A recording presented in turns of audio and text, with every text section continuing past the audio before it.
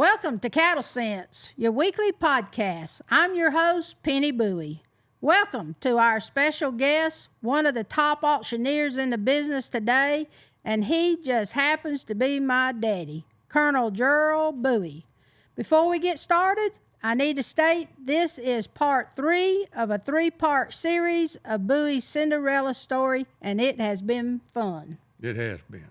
I got a phone call, and the guy's name was Don Ford.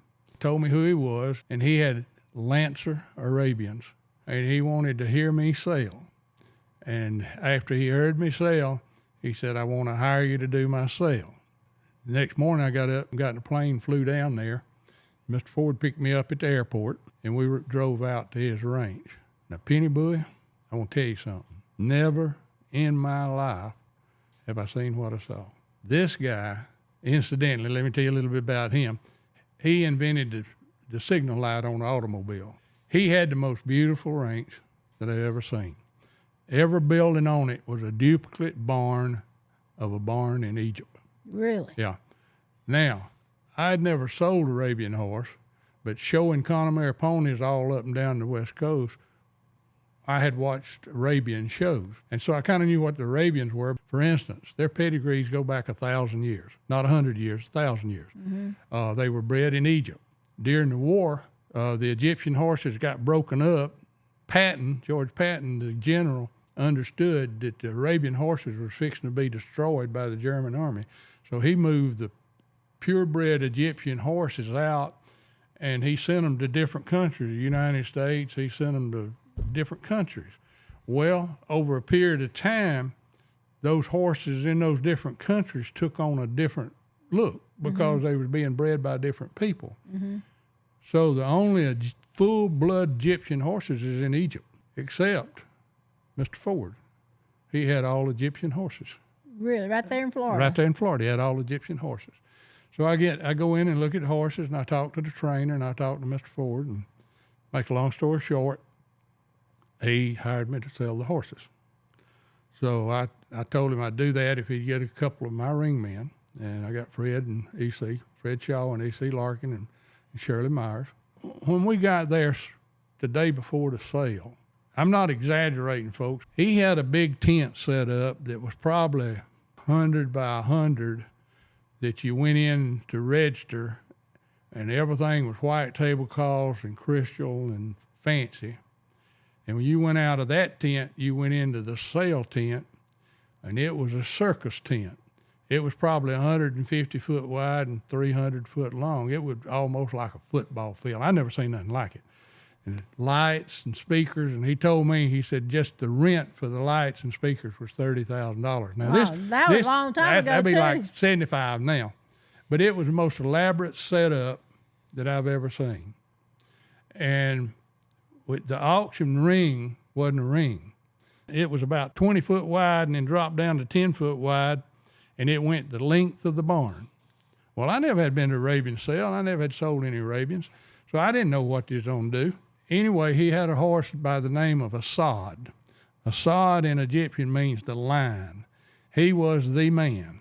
And how he got him, he was a friend of Anwar Sadat, who was the president of Egypt at that time. Well, here we are. Tent full of people? Yeah, 3,000 people in that tent, 300 foot this way and way up that way, and just that many people. He said, Gerald, what's going to happen? Miss McGraw's going to come up, and she had a place to come up and stand, and she's going to introduce the stallion. Okay. Then, when you sell your 6 mares, she's going to come up and introduce the next stallion. That's the way we're going to do this thing. So he hadn't told me nothing. He hadn't told me what he expected the horses to bring. He hadn't told me nothing, absolutely zero. He hadn't said nothing, okay? Nothing. Yeah. Usually sales managers, we talk about what people, who's interested in what and all that, but he hadn't told me nothing. He's standing right here, 2 steps down, and I'm sitting right here, and this horse is fixing to come in. Well, the first thing they did, Unwatch the Dot come on the screen. It had a huge screen. Unwatch the Dot come on it and welcomed everybody to the sale and thanked them for coming. That was a surprise. Thanking telling about Ford, how he got all the horses and how he got it, and he was the only one that had all Egyptian horses and everything. When they started to bring the horse in, they showed a movie on that screen. This horse was going up through the clouds. In the Bible, there's a verse about describing a horse, and he's going up through the clouds with his wings. Well, they had a sod. They had wings on the sod, and he was going up through the clouds. And when he got right up kind of high, that screen just disappeared. Smoke. And the trainer come out with that horse, smoke blowing everywhere. And he had a little whip. He run that horse up and down there, and he was jumping up and down. And I thought, what in the world is this horse going to bring? But I turned around to Mr. Ford, and I said, Mr. Ford, seriously, what's this horse supposed to bring? He said, I'll sell the son of a bitch. I swear that's what he said. So I did. $1,525,000. Well, it was all over. Highest price Arabian horse ever sold at auction. Then when we got through with the mares, they've averaged over 300, and the sale was $13 million sale.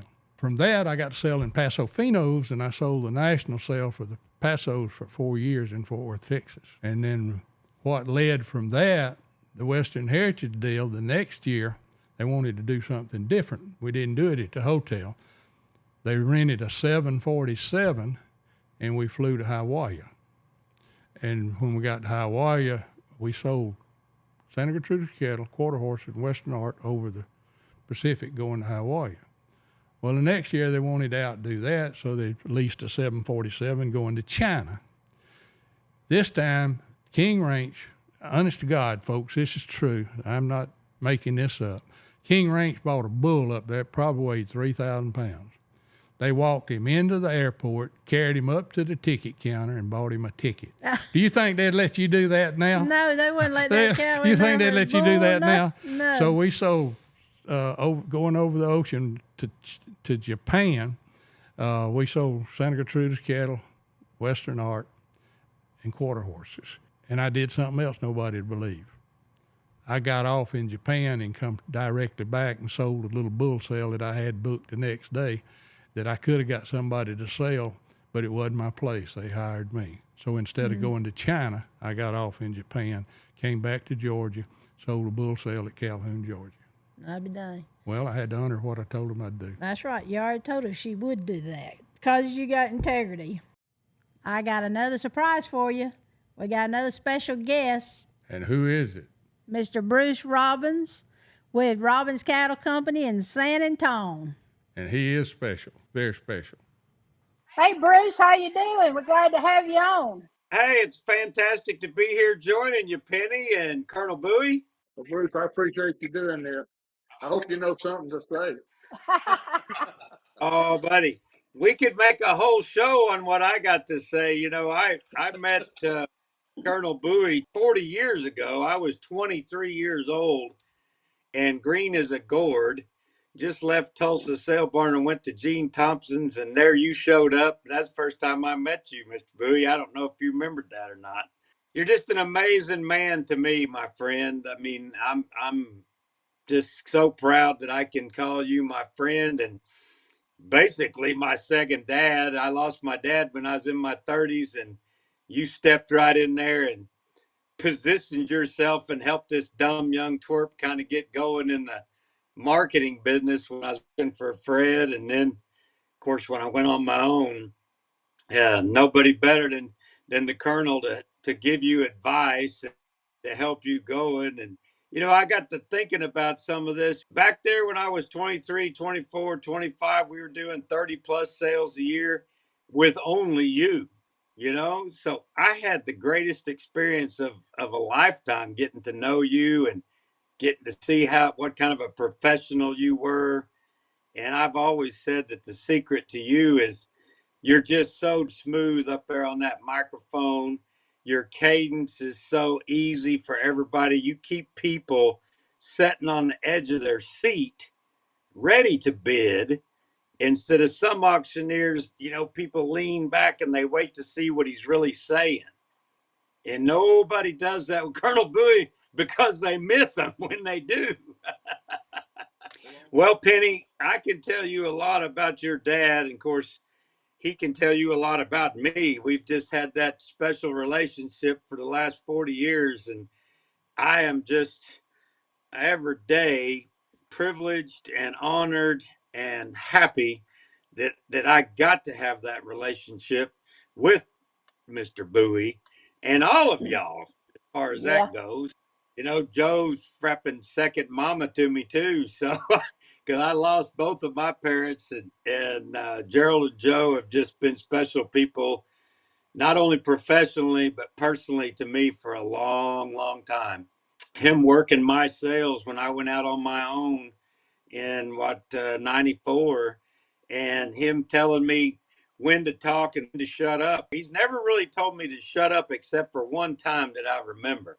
It's always a unique experience during a sale because he has such a great feel for a crowd and such a special relationship when he starts talking on that mic. But when we were up in Arkansas one time, we was selling a heifer, little old heifer, and she was up there about $150,000.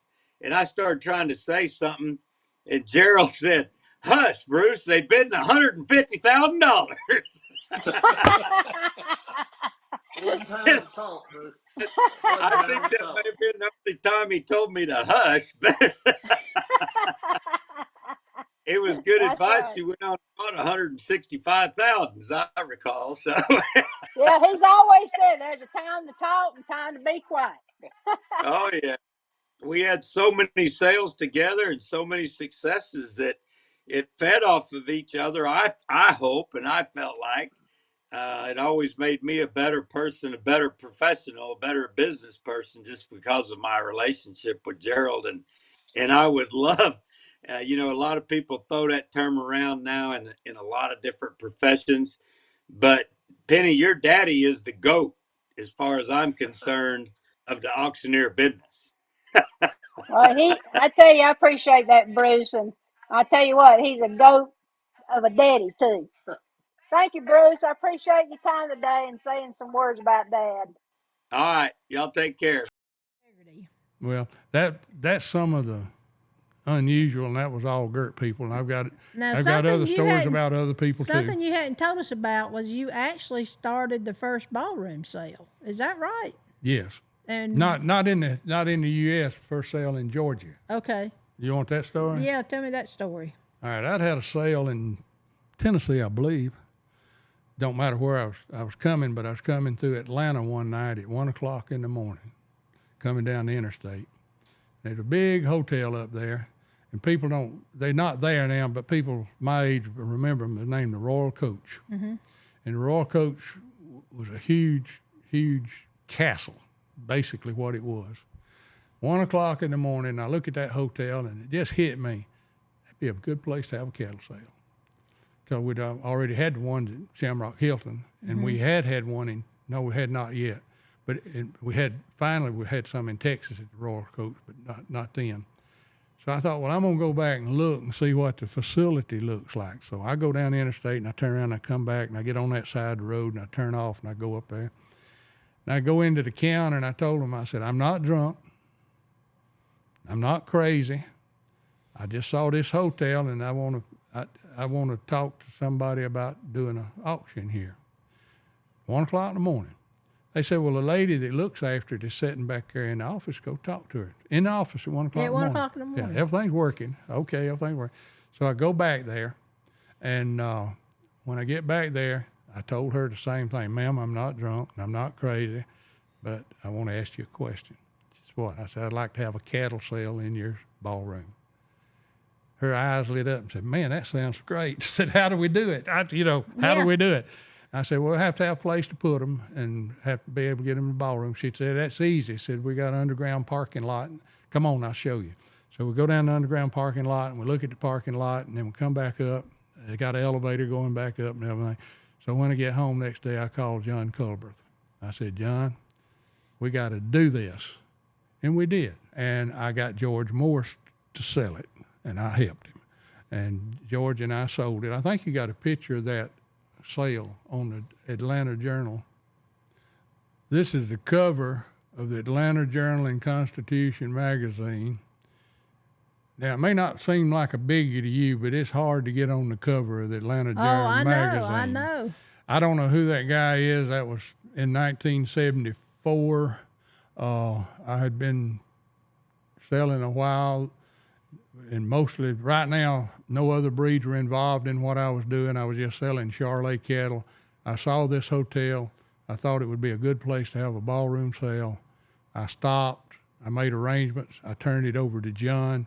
John put it together. I think the next picture shows the bulls in the ballroom. That's the article that they put in there. Very nice article about what we were doing and what was saying. Yeah, big cows and big money change hands. All right.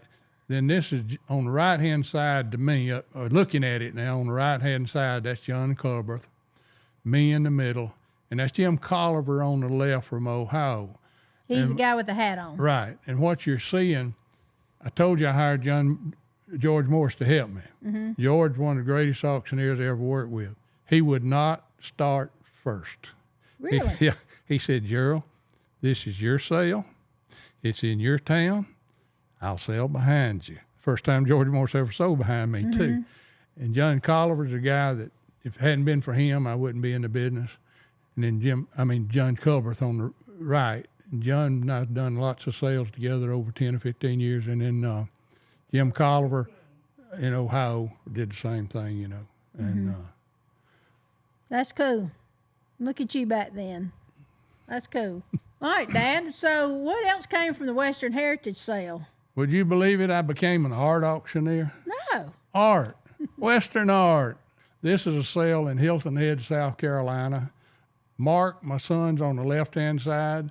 He's an auctioneer, been an auctioneer a long, long time, sells a lot of automobiles. Used to help me sell cattle a little bit and went into the cattle business. I'm selling behind the block. On the right-hand side is my grandson. That's John Mark's son. John Mark is an auctioneer. But we got selling art.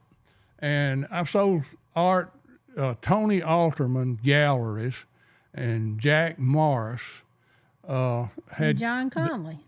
Well, Conley didn't have an art.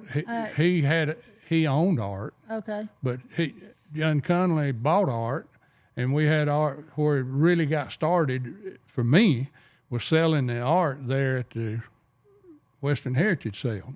See, we had 4 Western Heritage sales and 2 airplane sales. That's 6 sales, and I was selling art in those sales. And I got to selling for Tony. Tony decided, hey, this auction thing's not bad. So we started having a sale in Dallas, started having a sale in Houston. Arizona. We started having a sale in Phoenix, Arizona, Scottsdale, Arizona, and Hilton Head, South Carolina. Jack finally ended up moving to Hilton Head, South Carolina, and this is the reason that's where we're at in Hilton Head, selling an art sale. But art, you don't feed it. It's not hard to move. It's easy to sell. The people want it. Best deal I ever did was selling. It was clean cut, and Jack and Tony really knew the art business. And now they're in Hilton Head, South Carolina, and they got a gallery there. I hadn't sold for them in a long time, but I think Jack has retired. And Tony has passed away, and his son took it over for a while. But anyway, the art was, I sold it a good many years, made a lot of money selling Western art. Well, after that, you did something a little different too. You sold some land. Well, we wasn't going to get into it this time, but I'm going to talk about this one. Because it's an unusual sale. I started a company in 72 called the Auction Way Company, and I think we're going to do another segment on it later because it's a business within itself. But this is a sale that I did in down in right out of Corpus on the north side of Padre Island. And we sold, this was second sale there. First sale, they called me down there and I went and we sold $1 million worth. And next year he called me back and said, we want to sell a little more. This went pretty good. So went down there and we had this is sold. Well, what you're seeing there, we had a lot of lots. You see the lots on the map on the right hand side. See those 2 red dots on the right hand side? That's hotel lots. They're on the water, and they're big enough for a hotel. on the Gulf of Mexico. And when we cranked up to sell the sale, I sold choice of lots, any lot you wanted. And we went to $2 million in 20 seconds. I just didn't take much. I mean, we just got to 20 million and then boom, it quit. And I said, which one you want? He said, I'll take them both. Now, they wrote that 4 million in 4 minutes because that rhymes, but it was actually 4 million in 2 minutes. I'm serious. Yeah. It was 4 million in 2 minutes.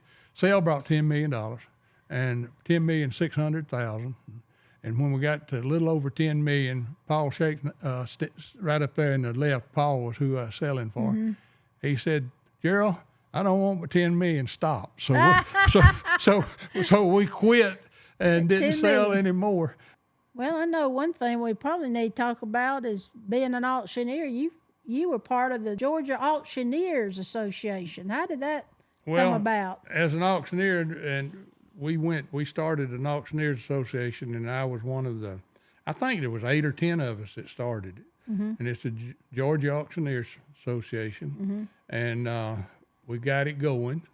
And then about the second or third year after they got it going, they made me a director of the Georgia governor appointed me on the commission, on the auction commission, and that's the governor signing me in for the auction commission. Supposed to serve 4 years. I served 15. Wow. Hey, Dad, have you received any other awards in your career? Yeah, well, when I was in auction school, they picked me to be the president of the class, and they also picked me to be the most likely to succeed. Up until that point, that's the first thing anybody's ever given me. But I've got a couple of more. I got into the Georgia Auctioneers Hall of Fame. I got in SEBA, Southeastern Beefmaster Breeders Hall of Fame. So I have got a few other awards along the line. Now, Dad, tell me some auction methods. Well, I told you a while ago that I thought the cattle method was better than some, and you got to understand, I sell art, I sell real estate, I sell equipment, but I like the format of cattle sales better than anything. And I'll talk to you about a little bit. We use ringmen, we use sale managers, we use consultants to get it all going, but the auctioneer that's sitting behind the microphone, we're all different just like anyone else, and everybody have their own quirks. Okay. One of our quirks is a gavel. Okay. Now, a gavel, everybody thinks about a gavel being with a judge, but in auctions, when you hit the hammer and say sold, that's legal and it's gone. You do not have to have the gavel, but that's where it comes from. Yeah, and everybody has a little, some people do it this way or that way. Auctioneers have the title of colonel. And where the colonel come from is in the Civil War when they took their bounty and was dividing it up to sell it, the colonel had to sell it. Okay. Captains couldn't sell it, or private. It had to be the colonel that sold it. Let's see All right, these this gavels. this is my gavels, and I've got to kind of look at the picture up there to tell you. The one is cracked in the middle. That was my first gavel. It was made by my neighbor, and he Julian O'Neill? Julian O'Neill, and Julian carved that gavel out. Well, you can see I beat it to death. So he made the other three. The other three, and the reason I had them made that way, Penny, they don't have a hammer on them. I'll show you some of them. The reason I made them that way, I could stick them in my boot. Oh, really? Yeah, you didn't have to have them in your pocket or anything. You could stick them in your boot. The bottom gavel is one that I sold a steer sale and for the kids, and one of the little girls' daddy made that one for me and carved it out, and it's got my name on it, and then it got the little girl's name on one side, Gina, I believe it is. And you can see I beat that one to death too. Some of them hammers got beat pretty bad. All right, the one on the left, that's a special little deal. I made that one where I could just slip it in my pocket or my shirt pocket or my boot. And that was one of the last ones I used. And Joe and I was going to a sale, and we stopped in Headland, Alabama, which is a little town that's had a little old cheap hotel there. And we had to spend the night there to go to where we were going the next morning. So we spent the night there, and when I got to the sale the next morning, I had left. Actually went home then with Joe. Yeah, we stopped there. We stopped there and spent the night, and then went on from Texas, and then went on home. But when I got home, I realized that I had left my gavel in the hotel room. Yeah, I'd left it in the hotel room. So I lost my gavel. So 1 year later, same sale in Texas, we go back, and I said, I'm going to stop and see if they got my gavel in the lost and found box. So I go in and asked them. They said, no, we don't have a lost and found box. Now, this is a year later. And I told them, I said, well, I was staying here and I lost something in the room. And she said, well, I'll give you the key and you go down there and look and see if you can find it. So I go down there and Joe's looking and I'm looking, and I opened the drawer on the dresser. And when I pull the drawer open on the dresser, I see that I have that gavel between my finger and thumb. I had to pry it out of that drawer, and that drawer had a slot cut in it where you could put your fingers in there and pull it open. And ever who found that gavel thought it was a drawer handle, and they had stuck it in there. So What a story. it has a story of its own. How neat. But those little sticks sold a lot of cattle. Unbelievable. Now, you got a couple more. That one is Colonel Hamilton, that was the Hereford auctioneer. He was a famous auctioneer. He was very, very good. He was very comical. All the people loved him. And he signed that one and gave that gavel to me. Cool. I got another one from another auctioneer that I thought was really about as good as any of them. That's from George Morse. Cool. Now, I'm going to show you one. It don't look like a gavel, but I'm going to show it to you. I had sold behind George Morse. I had sold behind Hamilton. I didn't have one by Ike Hamilton.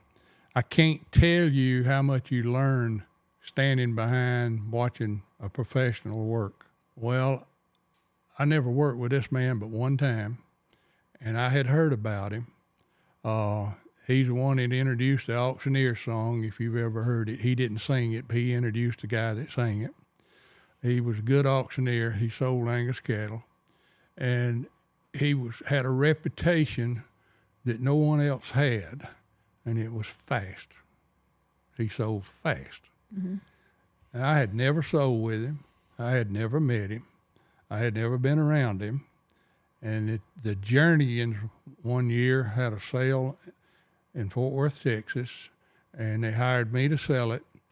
And they had to have a second auctioneer, and I guess nobody was available, and they hired Ray Sims. Ray Sims came to that sale and sold behind me. He made me look bad. And I stood and I watched him. We were selling cattle about every 3 or 4 minutes. He was selling them about every 45 seconds. I've been selling them 45 seconds ever since. He is the one man that I sold behind that I said, if you can sell cattle that fast, you don't have to talk all day to sell them. Mm-hmm. And that's the reason the other day we sold 116 head in 2 hours. That's a 3.5 hour sale. And that's where I got my speed. That's why I got my speed. Because you saw it could be done in a shorter time for the same amount of money. Yeah, I only worked with him one time, just one time, and I stood behind him and watched him, and it changed my complete style on how I sold or how I sell. And that was Sims. That's where it come from. You can't tell it. That's just a square block, and that's his gavel. So everybody has a unique gavel. They all look different. They all work different. Incidentally, I don't use one no more. Why is that? Makes too much noise. Okay, Penny, we just talked about the auctioneers. Each one's different. Each one's got a different gavel. Each one works different. The other really important part of a sale is the ringman. The ringman is your contact with the people. Sometimes people say, why do you need ringmen? Well, you can't watch the right and somebody's bidding on the left, and you can't watch bidding on the left and somebody's on the right. These guys are your contact to the people. They are professionals at what they do. Some of the ring men, I'm not going to start naming them because I've been going back 60 years. They got a lot of them, but that's a really good crew right there. I'd have them at any sale I got, anywhere, anytime. Cattle sale, horse sale, real estate sale, it don't matter, art sale, it don't matter. They can dress up at an art sale and put a tie on just like anybody else. I would not ever recommend having a sale without ring men. The other thing is sales manager. Sales manager is very important because he's the one that puts the sale together. He's the one that drives the sale. He's the one that talks to cattle. He's the one that helps you. I would not recommend any breeder having a sale without a sales manager. All right, we're approaching the end, Dad. Is there anything else you want to say? No, not really, but I will. I kind of appreciate you doing this. I wish that I had a little more time, but it brought me and Joe down memories lane. It let me remember a lot of people that I haven't even thought of in years that really helped me. And I'm ashamed that maybe I forgot it or didn't think about it or had to think twice to remember the name.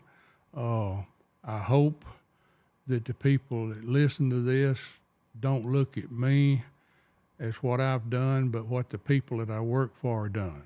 Because if the breeders had not bred good cattle, I wouldn't even be here. I'm just a tag along, I guess, and it was I was very fortunate in the ways that I got here. All the people that helped me. It wasn't easy. I did it without a college education, and it's just without those people, I wouldn't be here. And without cattle and horses, I guess I wouldn't be here. That's right. But anyway, I've enjoyed doing it. I wish we'd had a little more time. I could have thought and looked up names and pulled up more pictures. But back then we didn't have telephones, and I didn't have a lot of pictures. And I hope that if anybody listening, if just one person got anything out of it, it was worth doing, Penny. Thank you. You're welcome. Okay, I just couldn't end this podcast without bringing in my beautiful mother and hear a few words with what's it like to live with a auctioneer who's been run up and down the road for X number of years. 54. 54 years. I tell you, that's a long, long time. But when he started to auction school, I had just had a baby girl, and her name was Jennifer. And my mother came up to stay with me so she could help me. And, of course, I had all the chores to do at home. And taking care of my mother, too. She was in her 80s. And taking care of a baby, she thought she was there to help me. So you had a double dose. Anyway, it was fun, but it was hard. And Gerald was gone so much, especially on weekends. So the kids and I always had it by ourselves. I'm going to tell this on her. I met her when she was 13 and I was 15. I married her when I was 19 and she was 17. I dated her. I got to know her. She lived in Florida and I lived in Georgia. We moved to the farm when I was 19 and she was 17. And you was born later. Then Mark come along, and then Jennifer come along. And in August the 24th of this year, we will celebrate 67 years of marriage. We've never had a really fuss or a drag out. She's never threatened to leave me. In fact, she's never left me. And all that I've traveled and all that I've done, she was always there. And you got to remember, when I left the farm, I had 100 mares. I had about 500 head of cattle, and she helped look after them. If it hadn't have been for her, I would have never been me. There you And go. I love her for it today. And Cinderella love story. That's exactly right. I'm glad you're here, and I'm glad Mama was able to join us here at the end.